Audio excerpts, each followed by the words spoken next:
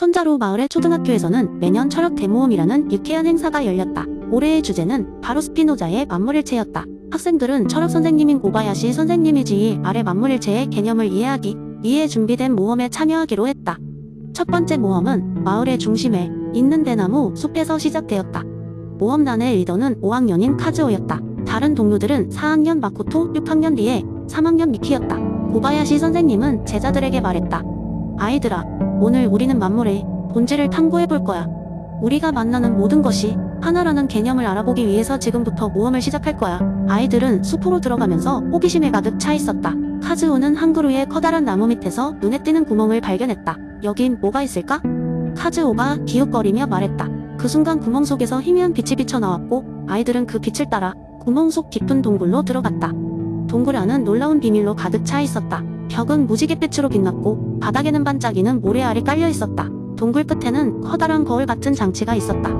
이걸 조사해보자, 리에가 제안했다. 고바야시 선생님, 이게 뭔가요? 마코토가 물었다. 고바야시 선생님은 의미심장한 미소를 지으며 거울을 가리켰다. 이 거울은 특별한 힘을 가지고 있어. 스피노자의 만물일체가 무엇인지 보여줄 거란다. 아이들이 거울을 들여다보자 그들은 자신의 모습이 반사되는 대신 숲 속의 모든 것들이 하나로 연결된 이미지가 보였다. 나무, 새, 바람, 흙, 그리고 각자 본인의 얼굴까지 모두 하나의 거대한 생명체처럼 연결되어 있었다. 그 장면은 너무나도 아름다워 아이들은 입을 다물고 바라보기만 했다. 와, 여기 있는 모든 게 연결되어 있어요. 미키가 흥분하여 말했다. 고맙습니다, 선생님. 이걸로 이해가 됐어요. 리에가 덧붙였다. 그러던 중 카즈오가 갑자기 거울 옆에 있는 작은 돌을 만졌다. 순간 거대한 불꽃이 솟아올랐고 아이들은 겁에 질려 뒤로 물러섰다. 하지만 놀랍게도 그 불꽃은 따뜻하고 포근한 느낌을 주었다. 불꽃에서 소리가 들려왔다. 겁먹지 말아요. 아이들, 나는 이 세계의 모든 것을 하나로 이어주는 불꽃이랍니다. 고바야시 선생님은 고개를 끄덕이며 설명했다. 이 불꽃은 바로 스피노자가 말한 만물일체의 구체화된 모습이에요. 우리는 모두 이 불꽃 속에서 태어나고 결국 이 불꽃 속으로 돌아가는 것이죠. 아이들은 불꽃과 함께 놀라운 체험을 하며 스피노자의 철학을 온몸으로 느낄 수 있었다. 그들은 다시 마을로 돌아가며 자신들이 경험한 일을 흥미진진하게 이야기했고 마을 사람들에게도 이 놀라운 철학을 전달했다. 결국 손자루 마을은 스피노자의 철학을 실천하는 마을로 변모하게 되었다. 사람들은 자연과 하나가 된다는 생각으로 살아가며 서로를 아끼고 자연을 보호하게 되었다. 그들이 겪은 이 놀라움의 동굴 모험은 오랫동안 전해 내려오며 모든 세대에 걸쳐 중요한 교훈을 주었다. 두 번째 이야기, 옛날 옛적에 아주 특별한 마을이 있었어요. 이 마을은 마법이 가득한 곳으로 마을 사람들은 모두 마법적인 재능을 가지고 있었습니다. 그러나 이 마을에서 태어나는 모든 아기들은 특별한 점이 있었어요. 그들은 모두 기억을 지우는 주문이 걸려있어 말 그대로 백지 상태로 태어났던 것이었죠. 이 마법의 마을에서 태어난 아이들은 점점 자라면서 경험을 통해 세상이 다양한 지식을 습득했습니다. 여기서 이야기를 들려드릴 주인공은 엠마라고 하는 소녀입니다. 엠마는 머리카락이 붉고 초능력에 씨앗이 내포되어 있는 듯한 요정을 닮은 아이로 각종 모험 속에서 놀라운 체험을 하게 되었어요. 어느 날 엠마는 너무나도 궁금한 나머지 자신이 왜 모든 기억을 잃은 채 태어났는지를 알 수 있는 마법의 책을 찾아 떠나기로 결심했습니다. 이 마법의 책은 매년 큰 축제 때 가장 용감한 마을 사람만이 찾을 수 있는 귀한 것이었어요. 엠마는 모든 마을 사람들에게 축제 중 책을 찾아 용기를 발휘하겠다고 선언했습니다. 축제의 날이 되자 엠마는 떨리는 마음으로 산속 깊은 곳으로 걸어가던 중 까마귀 한 마리를 만났어요. 이 까마귀는 사실 푸른 불꽃 요정의 변신이었고 마법의 책으로 가는 길을 안내해준다는 조건으로 엠마에게 자신이 가진 지혜를 나눠주겠다고 했어요. 길을 따라가면서 엠마는 숲의 나무들이 마치 살아있는 듯 말을 걸고 돌들이 끊임없이 노래를 부르는 특별한 경험을 했습니다.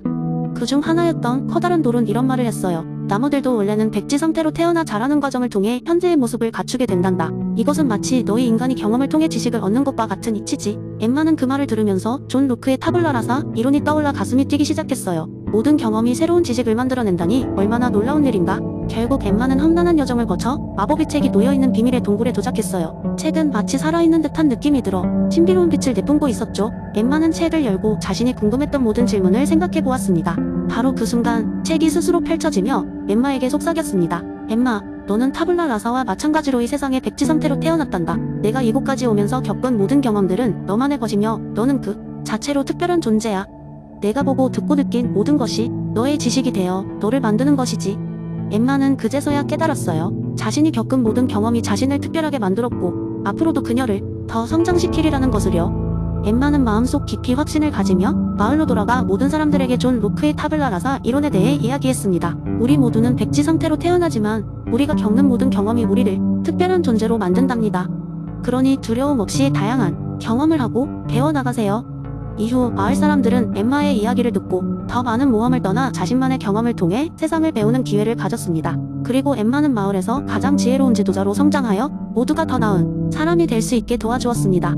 세 번째 이야기, 고대 도시 아카드리아에는 매년 열리는 성대한 예술 축제가 있었다. 이 축제는 아카드리아 사람들에게는 일종의 전통과도 같았으며 매번 참가자들은 기존의 예술 작품을 약간 변형하거나 재해석하는 정도로 안전한 경향을 보였다. 모든 것이 예측 가능하고 기존의 미학적 규칙을 따르는 것이 당연시되었다. 그러나 어느 해 이 모든 것을 뒤집어버리는 사건이 벌어졌다. 그 주인공은 렌이라는 이름의 젊은 화가였다. 렌은 예술계에서 크게 주목받지 못하고 있었고 그의 작품은 대부분 무시되곤 했다. 그럼에도 불구하고 그는 자신만의 독창적인 방식으로 예술을 탐구하기 시작했다. 그 해에는 축제의 광기에 춤이라는 제목의 작품을 내놓았다. 이는 단순한 그림이 아니었다. 캔버스는 거대한 비단천 위에 펼쳐져 있었고 그 위에는 다양한 도구와 재료가 마구잡이로 흩어져 있었다. 물감, 유리 조각, 금속 조각, 그리고 나무 토막들이 한데 엉켜 있었다. 처음에는 누구도 이 혼란스러운 작품을 이해할 수 없었다. 그것은 기존의 예술적 기준으로는 설명이 불가능한 일종의 혼돈 그 자체였다. 그러나 그날 밤 렌은 작품 앞에서 불을 밝히고 신비로운 춤을 추기 시작했다. 춤의 동작 하나하나가 비단천 위에 떠오르는 그림자를 만들었으며 그 그림자는 빛과 함께 변화무쌍한 형태를 만들어냈다. 관객들은 처음에는 그 혼란스러움에 당황했지만 곧 그들이 목격한 예술적 사건에 사로잡히기 시작했다. 그들은 렌의 춤과 함께 그가 표현하고자 한 새로운 진리를 깨닫기 시작했다. 그것은 기존의 예술적 규칙과 질서를 초월하는 모멘트였고 그렇게 사람들은 그 혼돈 속에서 새로운 미학적 진리를 발견하게 되었다. 예술은 더 이상 정적이고 규범적인 것이 아니라 움직임과 변화, 그리고 개인의 감정과 직관에 더 가까운 것이었다. 이 사건 이후 아카드리아의 예술계는 완전히 변혁되었다. 더 이상 기존의 규칙과 구조에 얽매이지 않고 각자 자신만의 독창적인 방식으로 예술을 탐구하기 시작했다. 렌의 작품은 단순히 하나의 예술작품이 아니라 일종의 혁명적인 사건을 의미하게 되었다. 이 사건이 주는 교훈은 명확했다. 혁명적 순간은 기존의 질서와 규칙을 뛰어넘으며 그 속에서 새로운 진리를 발견할 수 있다는 것, 그리고 그 진리를 받아들이는 충성은 우리 개인의 정체성을 새롭게 구성하고 나아가 사회 전체를 변혁시킬 수 있는 힘을 가진다는 것. 사람들은 렌을 기리기 위해 해마다 광기의 춤축제를 열기로 했다. 이 축제는 기존의 틀을 벗어나 새로운 진리를 탐구하는 모든 예술가들의 축제로 거듭났고 아카드리아는 기존의 예술적 틀에 얽매이지 않고 자유롭게 창조할 수 있는 예술의 성지가 되었다. 마치 바디우가 말한 것처럼 렌의 예술적 혁신은 단순한 작품을 넘어서서 하나의 사건으로 자리 잡았으며 그 사건은 아카드리아 사람들의 삶을 근본적으로 변화시켜 놓았다. 이 이야기는 바디우의 사건 개념을 심층적으로 탐구하면서 우리의 삶에서 어떻게 그 사건들이 우리를 변화시킬 수 있는지에 대한 흥미로운 예시를 제공하고자 했다. 예술뿐만 아니라 우리의 삶 전반에서 우리는 이런 사건을 찾아내고 그 속에서 새로운 진리를 발견해야 할지도 모른다. 네 번째 이야기자, 이제 도덕적 상대주의를 바탕으로 재미있는 썰을 하나 들려드리겠습니다.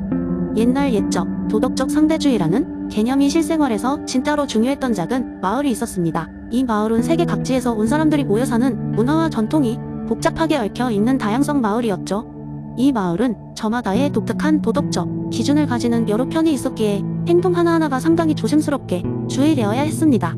이 마을에는 도덕적 기준이 꽤나 엄격한 앵커스라는 부족이 있었는데 이들은 거짓말을 가장 큰 죄악으로 간주했습니다.